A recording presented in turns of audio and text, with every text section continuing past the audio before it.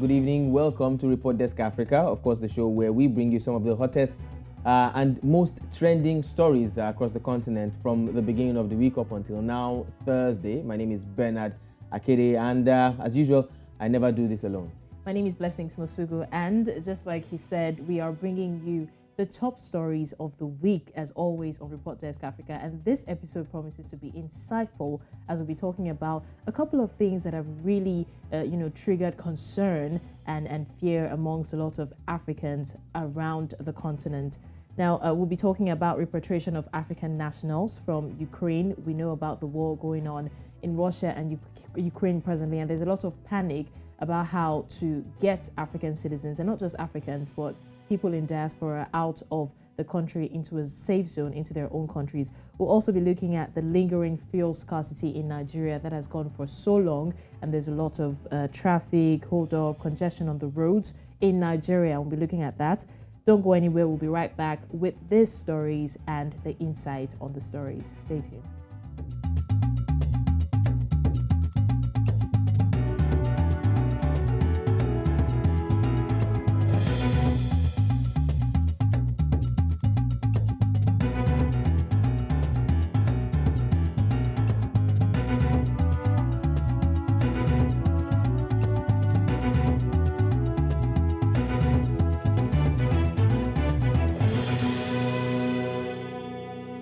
Thank you for staying with us. Now on Report Dek Africa today, we will first be jumping on a story that is, that we all know too well. And we're talking about none other than the invasion of Ukraine by Russia.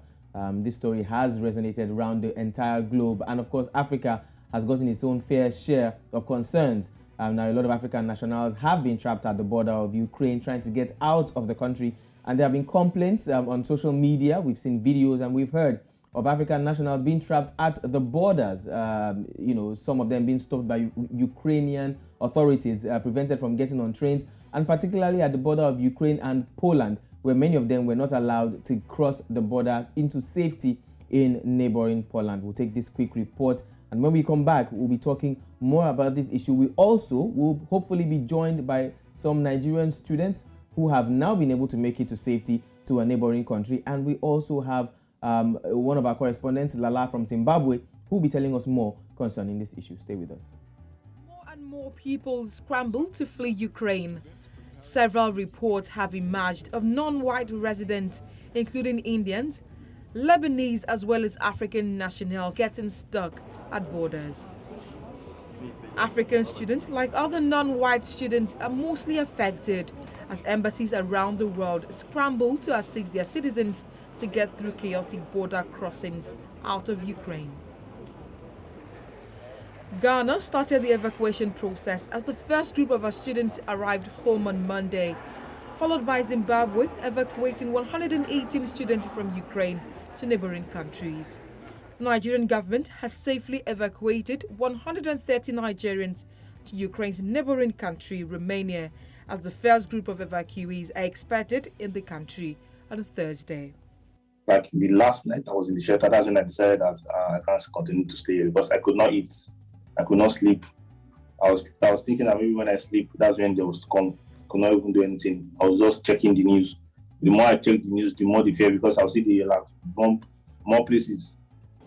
We at the Ministry of Foreign Affairs and Regional Integration are committed to doing everything possible to ensure that all our nationals in Ukraine and those who have successfully exited that country are able to avoid harm and travel back home if they so wish. However, parents and families of Africans, especially students living and studying in Ukraine, remain worried over the current situation. When I heard the news on that Putin has ordered his people to start bombarding this thing, I feel uncomfortable, and it starts to make necessary calls to him and see just to confirm that he's safe. So that he confirmed to me that for now he's comfortable in Kharkov, in Poland, and trying to get in touch with the Nigerian embassy and see probably what support they can provide Otherwise, if the support did not come on time, we don't have option than to arrange for his traveling down to Nigeria. Although the African government are stepping up effort to evacuate stranded citizens following the Russian invasion, African envoys condemned the mistreatment of their nationals trying to flee Ukraine. African Union Commission expressing concern that the treatment given to African nationals and people of African descent at the borders of Ukraine, some of whom are not allowed to cross and move to safety. We urge European countries to take steps to resolve this situation, as all people have a right to cross international borders during times of conflict.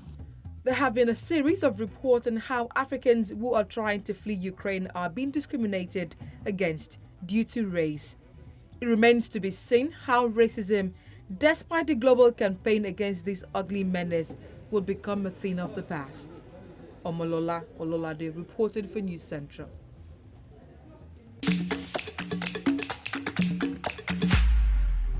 Is a heart-wrenching situation what's going on in Ukraine now. It's been like almost a week now roughly, and a lot of things have happened. A lot of non-Ukrainians have tried to scramble to safety, including citizens of the country. And we've heard a lot of things about, racial discrimination, even while they're trying to get to safety. So right now we'll be talking about that and about the situation as regards evacuating different African nationals to their various countries.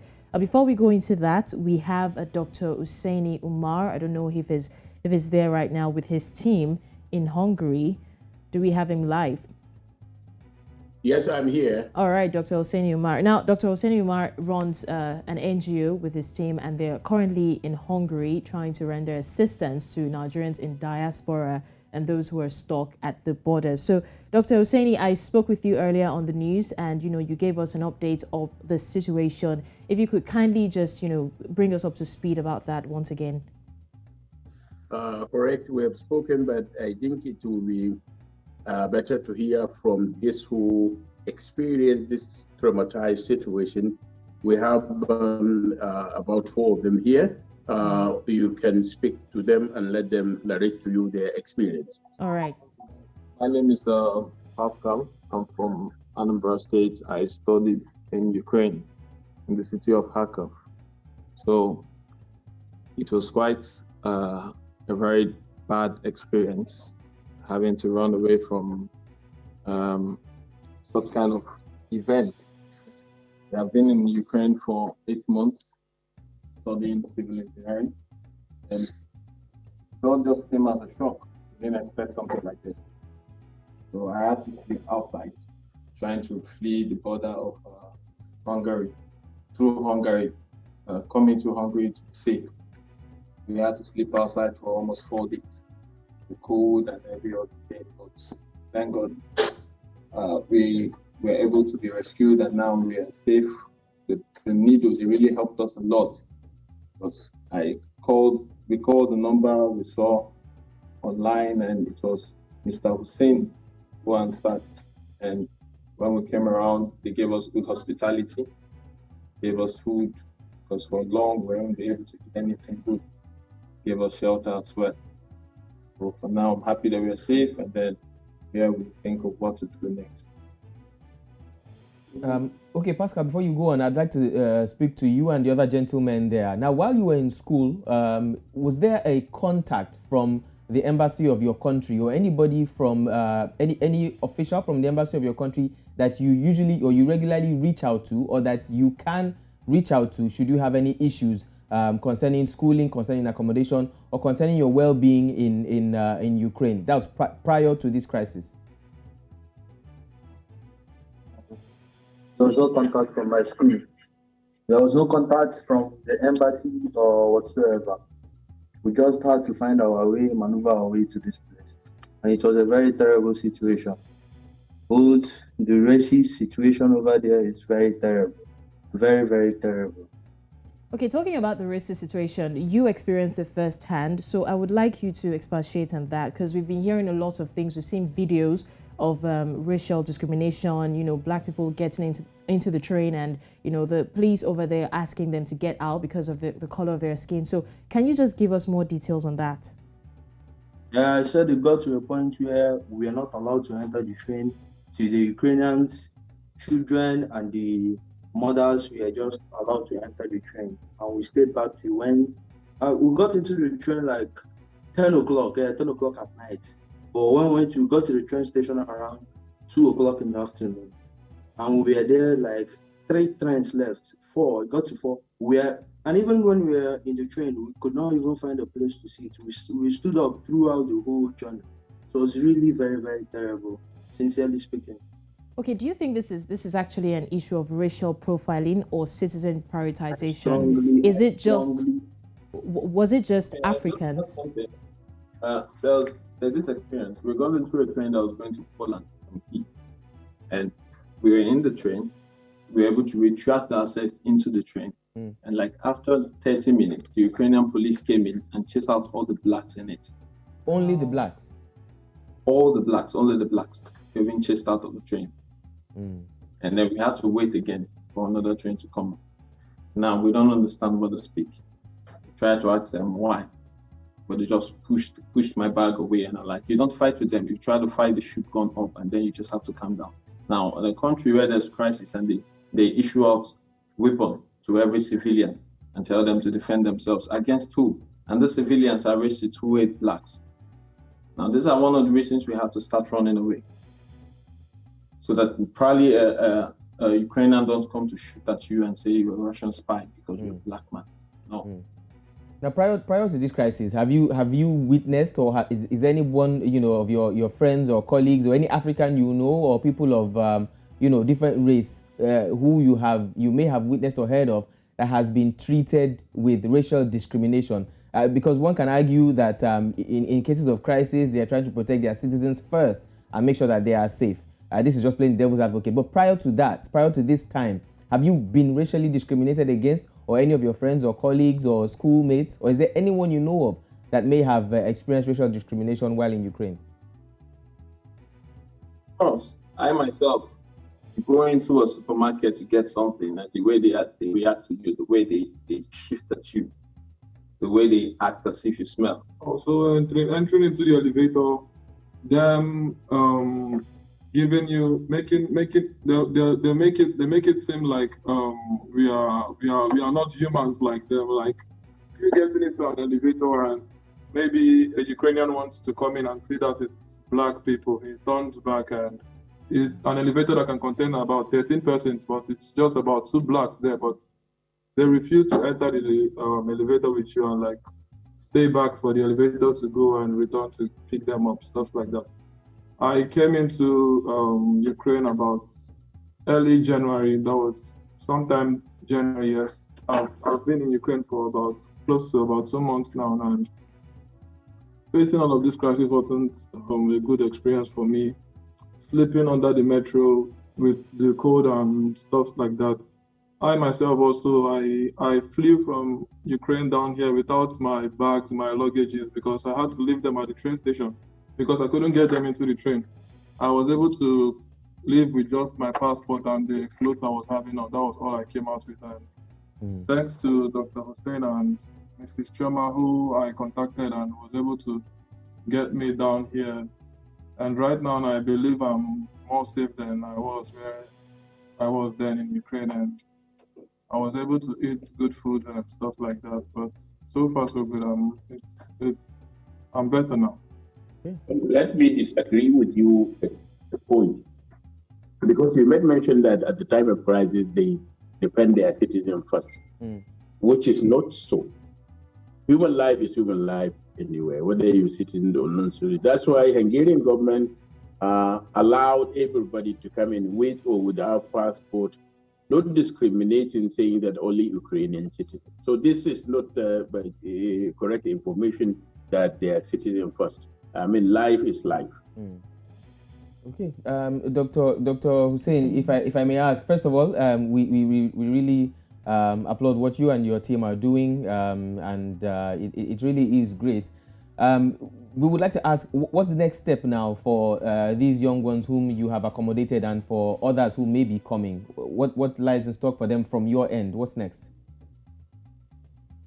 For those who want to go back to Nigeria, Nigerian federal government has provided the evacuation plan. And those who want to continue their studies, we have agents here who can organize them for them.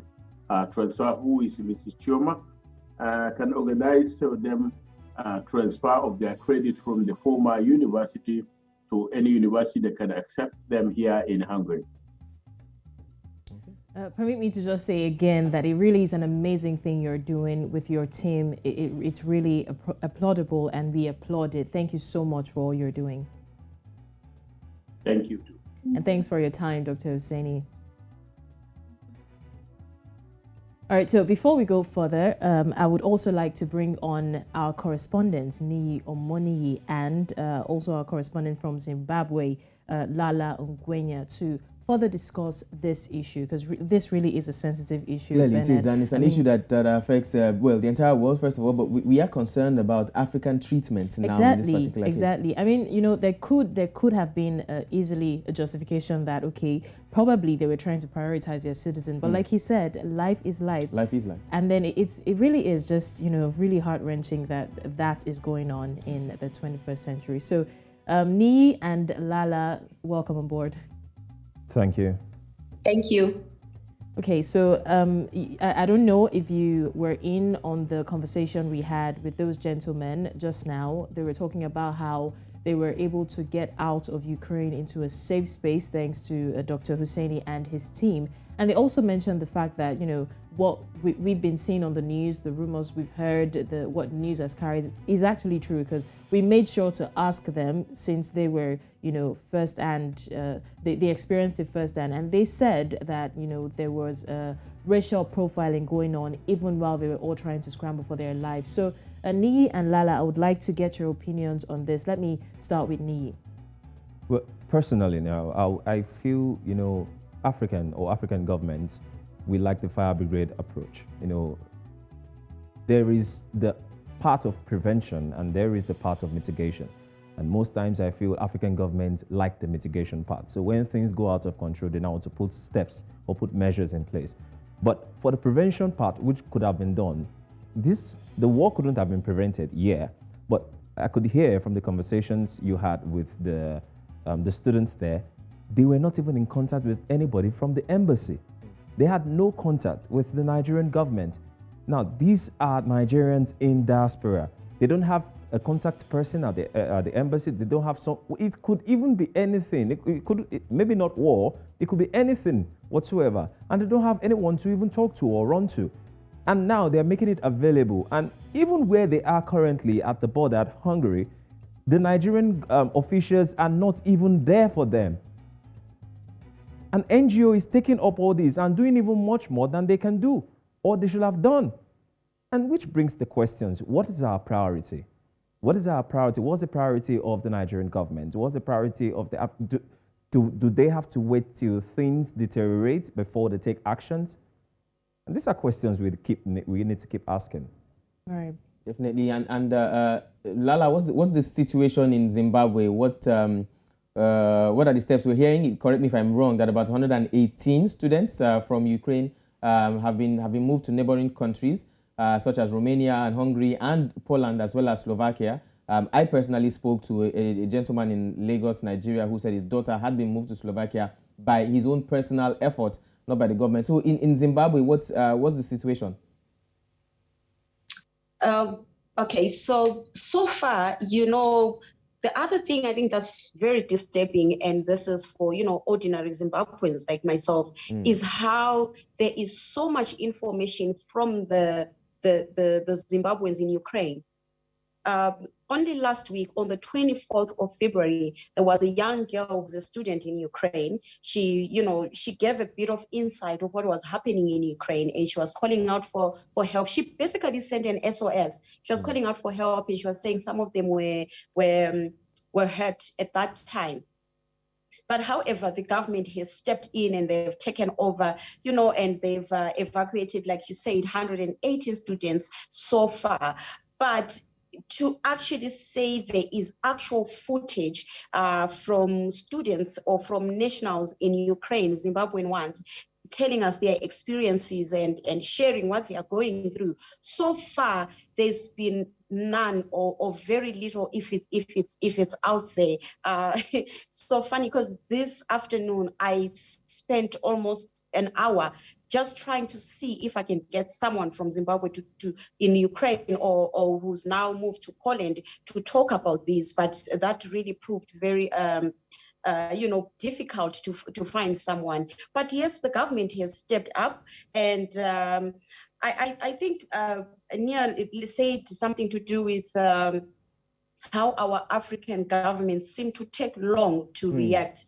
You know, like for Zimbabwe, Zimbabwe doesn't have an embassy in Ukraine.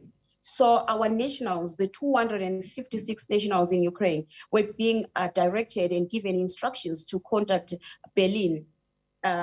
So our missionaries, the country's missionaries are either in Berlin or they are in Moscow, and these are the ones that are facilitating all these evacuations. But you see the trouble that the nationals had to go through just to get out of Ukraine because there's no direct contact in Ukraine.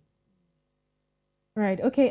Let's still talk about the fire brigade approach. Nia, I'm coming back to you now. We know that the president of Nigeria, that's Muhammadu Buhari, has approved $8.5 million to evacuate 5,000 Nigerians from Ukraine or wherever they are, staying safe.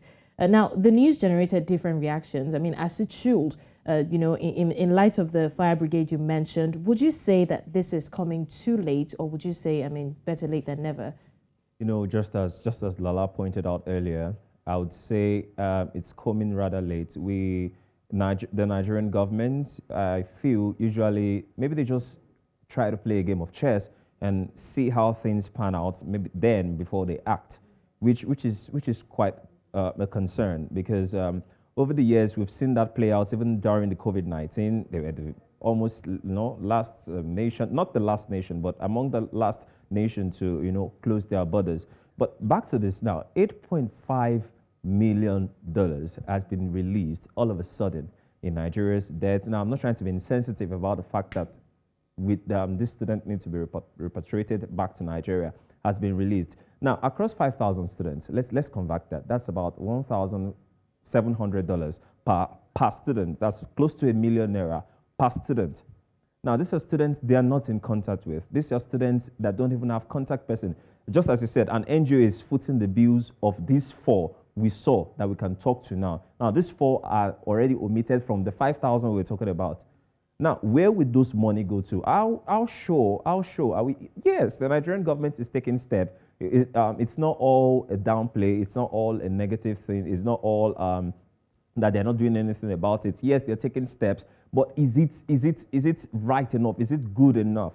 This money they've dispensed now, I know and I'm sure that more than 40% of this money will fall through the crack. And that is just how it goes, because they can't even account for the numbers. How many of the Nigerian students in diaspora are they in contact with? The ones from Ukraine, the ones from Hungary border, the one from Poland border, the one from Moldova. How many of them are they in contact with? So those are the questions we would ask, and those are the questions we'll keep pressing to know. Yet they keep releasing press statements over and over again. They've repatriated these. Today we're expecting about 1,000 to get to Nigeria. They've contacted some operatives, some air operatives, to bring them, repatriate them back to Nigeria today. We are hoping to see, and we are counting as well to know, because we know the numbers of students that are out there that fled those places. Oh, I think they just need to do more. They need to do more than that. They need to do more. It's not just about the money, it's about concern. For example, India, I was discussing earlier with someone, a delegate was sent to actually talk to these people, to talk to the students. It's a sense of hope, it's a sense of belonging, it's a sense of we understand what you're going through. It's a sense of we appreciate you, we care about you. But here, all they see is press release, and the money has been released. To who? How? No breakdown of how it's going to be spent. No analogy of, okay, this is what will be used for this, and it just goes into the thin air. Quite disturbing at some point. Yeah. Lala, coming to you, it's a good thing, first of all, that you said that the government has taken charge, and we have a certain number of people who are going to be brought back from different neighboring countries back to Zimbabwe. Has there been any statement about the plans for these students and nationals when they come back? Like you mentioned, clearly there's some who would have been traumatized by what they've seen, what they've gone through, what they've heard while they were in Ukraine, of course, by this unexpected invasion. So one would think that from that trauma, there should be some kind of, should I call it, rehabilitation, if you like, if I could use that word. Has there been any statement from the government about the kind of plans for these people when they get back to the country, for those of them who are willing to come back to the country? Okay, that's a very good question, and I can clearly tell you right now that the government has not disclosed to anyone if there are plans for when these people come back to the country. And by the way, so far I haven't had anyone back in the country, but there are talks that maybe from next week we may start receiving the nationals back, and the option seems to be open for those that want to come back. Okay, but as for plans, and you rightfully said, some of these people, or rather most of them, they are students. We're talking about 18-year-olds, 19-year-olds, 20-year-olds, 21-year-olds. These are young people. Of course, we do have older generation that is out there as well in Ukraine, but the majority are young students that will definitely need the counseling. I wouldn't want to say the government has offered any counseling services because there hasn't been any statement regarding that. However, because of the interest from different sectors in the country that are really praying and vying for safe return of these children, I am sure that NGOs and other. And the government is, of course, and the Ministry of Health and Childcare, I'm sure that they are going to come up with something. They will come up with a plan to offer counseling services. But this is me thinking out loud, not that the government has said anything to do with offering those services. Right. Thank you so much, Lala. Now, finally, let's talk about impact, Nii. We understand that this whole turn of events is definitely going to impact relationships, bilateral ties between different countries, especially in terms of racial profiling, because it's a very, very sensitive issue. So what do you think the impact will be between, for example, African countries like Nigeria and Ukraine, or even African countries and countries who are currently refusing them access to seek refuge?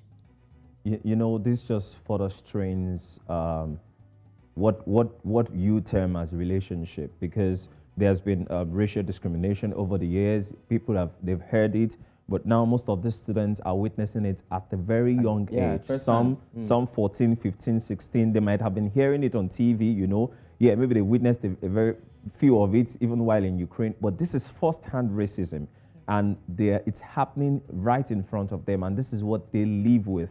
And just as Lala said, and thank you for that question you asked, Bernard, about rehabilitation. It is very, very important, because psychologically, if they don't recover from that process, it lingers and it causes more. So anytime they see someone who is white, or see someone who is, even if it's not the racist comments the person is saying to them, or even if it's not a racist action, they just perceive it as being racist. And there's a lot of things we can do. There's a lot of things the African governments can do to ensure that all these things, they need to go back to the table and sit with these nations, with these, when they're having their summits, when they're having their regional bloc meetings, what do they talk about? How do they build all this relationship? Even among we blacks, there's still racism, not to talk of the white. So I feel psychologically or mentally, as they say, the first thing will be to make sure the students recover. The first thing will be to make sure we recover. Then when the recovery is done, then we can start pushing for, better treatments of the blacks. It has been forever. We've been talking about racism like forever, for all I could tell. So we can now start pushing for it. Then when our African leaders also begin to ask the right questions, put us in the point of negotiation, the point of importance. Because it's simple. If you don't value your people, you don't expect a foreigner to value them. Definitely. And it goes a long way to show. if it's one American that is in Poland and is trying that is in Ukraine and is being repatriated to Poland, I'm sure you would have seen what would have happened by now. People would be there, the Americans would be there to, to rally around the person, to take care of the person. You will see them everywhere. But how many Nigerian officials do we find there? Yes, they are there, but how many are there? What are they doing? So It's how you treat. If we're going to be asking for better treatment, we need to treat ourselves better first. Definitely. And to corroborate what you just said, we definitely did hear and see, Western countries quickly at the very beginning, even before matters escalated, tried to get their nationals out of those countries before we began to hear anything from Africa. Lala, before we go, over to you two very quickly. What do you think relationship with other countries, or Zimbabwe, the relationship between Zimbabwe and certain countries that have shown some kind of racial aggression would be like? Do you think things will degenerate? Do you think the government will have to revisit this issue after everything has settled? Okay, so I think maybe I should also go into the relationship between Zimbabwe and Russia. The Zimbabwean government, has made it clear, not in so many words, but they've made it clear, through abstaining from the vote that took place yesterday. Yes. And the Zimbabwean government and the ruling party ZANU-PF has always called Russia its all-weather friend. Yes. And the relationship really dates back to before independence, how Russia offered military assistance and training, to liberation war fighters at the time. So them abstaining the voting yesterday at the UN General Council, that really it shows that the relationship between Zimbabwe and Russia may not really have been dented by all this. However, for the neighboring countries that have refused refuge to some African countries, we haven't had any reports of Zimbabweans being refused refuge so far. You know what? If they are, I don't see the Zimbabwean government doing much, really, or rather, any African country doing much to say anything to countries that refuse them refuge. It's so different when it comes to our African leaders and how they look at the West. They may say out certain things, but acting out, a different case. Not really. Yeah, I honestly don't see the Zimbabwean government, fighting or even issuing statements to say, oh, you refused our people refuge, so we are going to do this to you in return. I don't see that happening. Well, they may surprise us, if any, rather not just Zimbabwean government, but just African leaders in general. Yes. They may surprise us. I mean, if one of them comes up and say, okay, Belarus, you refused us refuge, so this is what we're doing. That would really be a huge surprise for me. Definitely. Well, thank you so much, Lala. Thank you so much, Nii, for wading into this particular conversation. Yeah, and thanks to Dr. Hussaini in absentia. That was really insightful. And the four gentlemen we spoke with. Definitely. All right, coming up, we'll be talking about the fuel scarcity in Nigeria and its effects. Stay tuned. This is still Report Desk Africa.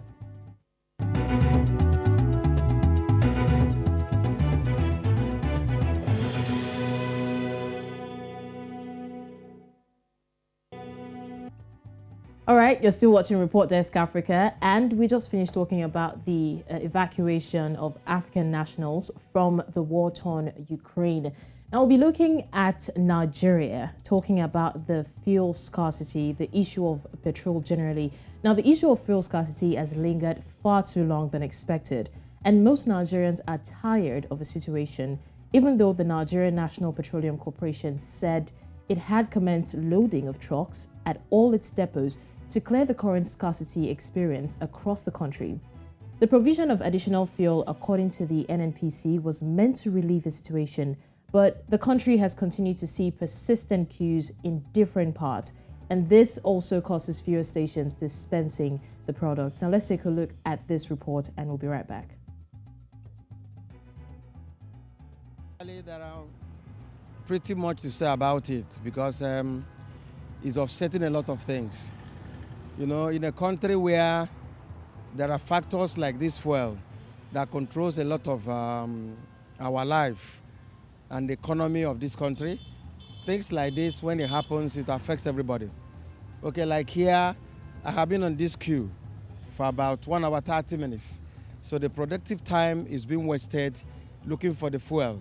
Not that I'm going to get it cheap. I'm still going to get it at an elevated price.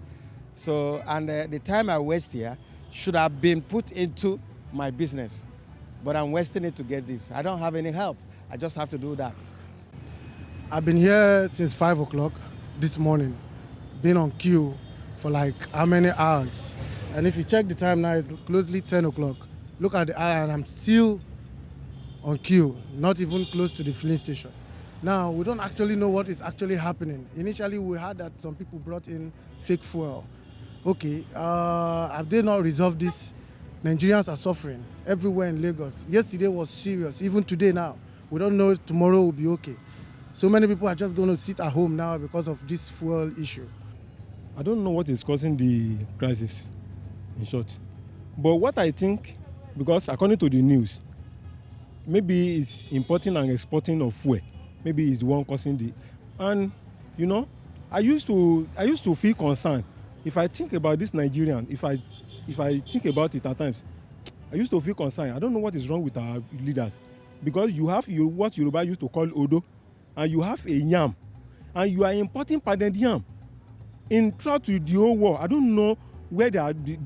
There's nowhere they are doing that kind of something. In this, it is only this country that is different.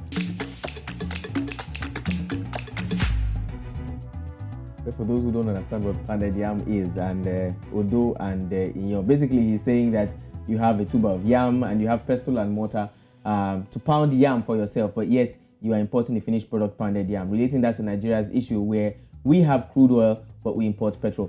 Joining us to discuss this is Ni Your Money, our very own correspondent. Ni, it's good to have you back.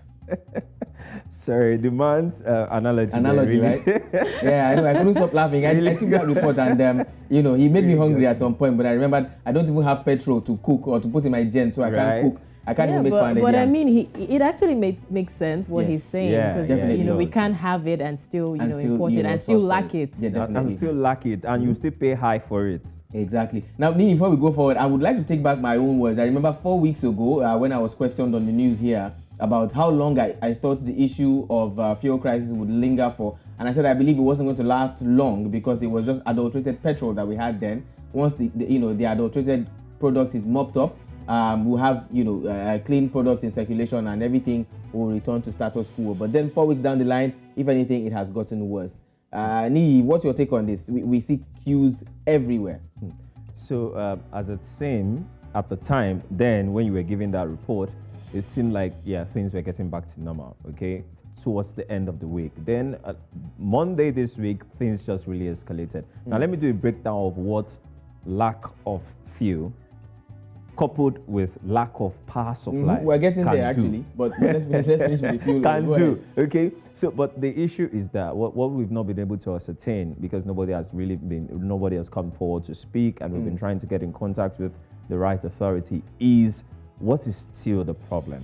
Is it that the adulterated petrol is still in circulation, or the petrol stations are just, taking advantage of the situation to hoard the fuel and sell at a higher price? There's also that school of thought that is saying that the crisis between Russia and Ukraine may be affecting, the movement of crude oil or petroleum products on the high sea. But my question is, how come it's only Nigeria that's been affected? Exactly. So I was going to talk about that. So Russia is not the only place, the only country that Nigeria does import and export of oil exchange with. True. Other countries. It does with other countries. Then, if this is the case, don't we have a storage? I think we have a storage, so some fuel should have still been around for people to use for the period of time. So it shouldn't have been this rapid. It shouldn't have been this. The effect shouldn't have been this fast. So except if the adulterated petrols are still in circulation and they're trying to mop up. But aside that, the NNPC has come forward to say that it's not like that. But let's take a look at the history of panic buying in Nigeria, because it looks like we actually invented that. So could it be that maybe because of the fear of running out of fuel, now Nigerians are buying, in bulk just in case there's no... Could it be that there's actually fuel, but we're just scared that Nigerians are just scared that there won't be That fuel. will run out of Permit me to say this: an average Nigerian is a survivor. Okay, what is paramount in his or her mind is to survive. First, because when it has to do with the issue of power supply or electricity, for one, there's this inadequate, I could put it that way, power supply in the country, and people know this. There's this erratic power supply in the country, and people know this. And most people depend solely on this alternative form of generating power, which is the petrol. Now, this is what most people use, and I told you I wanted to do a breakdown the other time. Now, if there's no power supply and it is just the generator or the fuel you need to. Now, when you don't get fuel to power your gen, you don't have lights, you don't have power supply. When there's no power supply, you cannot charge your phones, you cannot charge your electronics. There's no water. When there's no water, there's a problem. People are getting angry. Now, when there's no fuel, people are queuing up. The time they were supposed to use to go to work, to go search for food, to go their daily businesses, now they're spending it in the petrol stations. Now, these petrol stations queuing up is causing traffic, impeding the movement of other people who are spending 4, 6, 7 hours in traffic and making them more frustrated. So it's like a ripple effect, okay? The petrol is attached, is like a hub, it's like the hub of a wheel. And it's attached to so many other things, so much that if anything affects it, every other thing within, if there was power supply now, if the electricity was better, a little bit better, now people could count on that and rely less on these. Okay, fine, we could use the public transit, and even that as well has been affected because there's been hiking prices. Definitely. Now, to take bike is gold. Definitely. Now, Nee, very quickly, we're running out of time, but one major issue when crisis like this occurs is the issue of black marketing. Now, fuel stations that have the product do not want to sell to people in jerry cans, believing that they may in turn sell in the black market at escalated prices. I don't want to tell you how much I heard petrol is going for right now. I can tell you how much, 1,000 naira per liter. Per liter, as regards like you said, every average Nigerian is a survivor. So everybody wants to take advantage of the fact that there's no what can the fuel stations do? Now, they're trying to avoid people buying from them in bulk and selling in the black market. But yet you cannot stop people from buying in jerry cans because, like you have said, people have to fuel their generators so that they can run their businesses or power their houses or charge their devices. So the fuel stations are in some kind of dilemma. They are between the rock and a hard place. What can they possibly do to prevent black marketing? Well, personally, I don't think the fuel stations are really in a dilemma. I really don't think so because they also enjoy from this, most of them. Now, generally, first, the government should try to put things in place and make sure that this fuel scarcity thing goes off and the fuel is readily available for everybody. Now, that will solve a lot of problems. Now, on the other hand, is one of the questions I keep asking myself is where are the regulatory bodies? Now, you get to a fuel station. Now, when they are even selling this petrol, which is supposed to sell for 165 per liter, they're selling it for 200 naira per liter, and they will still collect money for keg. And they'll be telling you straight up there that they will collect money for keg, and they've still sold to you at an extra, almost 35 naira extra to you. Who is curbing them? Who is checkmating them? Nobody. So what stops them from also benefiting? Those guys that come that bring their jerry cans to buy from the petrol station, they pay them. They pay the petrol stations. Some of them pay to gain entrance. So they would rather allow them because they get more money from them. So if I bring a keg, I bring a 25-liter keg, or I bring a 30-liter keg, I know I'm going to make 500 naira extra on it, or 1,000 naira extra on it. So that is why they are allowing it. So it's a matter of, yes, we understand that black market has always been, there's panic buying, and a normal Nigerian who has spent 6 hours, a frustrated person who has spent 6 hours in traffic or trying to charge the electronics or trying to get water in his house or just trying to have some form of power supply would go for that. It's a means of survival. We'll go for that anytime. Very, very true. But finally, because of our time, we see that this issue of fuel scarcity has lingered for so long and Nigerians are tired. I mean, to go to work, there's no motivation. To even get on the road, there's no motivation. Even those who drop their cars to, hop on buses still experience traffic and hike in prices. So what would you say your prediction is as to when this may end? I mean, we had some predictions some time ago, but it took 4 more weeks. Went very, very wrong. It was wrong. You're on the spot now. So what's your prediction, Nee? Today's already Thursday. Earlier, if you asked me on Tuesday, I would say I'm hoping that things will go back to normal by Friday because, but I don't think that's the case. I just feel that naturally Nigerians just tend to adapt to any new situation. And I think that is what is going on currently. So it's not like the fuel is available. It's not like they can readily get it, but everybody are just going along with it. And the price hike, fine. Okay, let's just know that even if it's black market we can buy, let's buy it and move on with life. So the fuel scarcity, I feel, will still linger on till next week.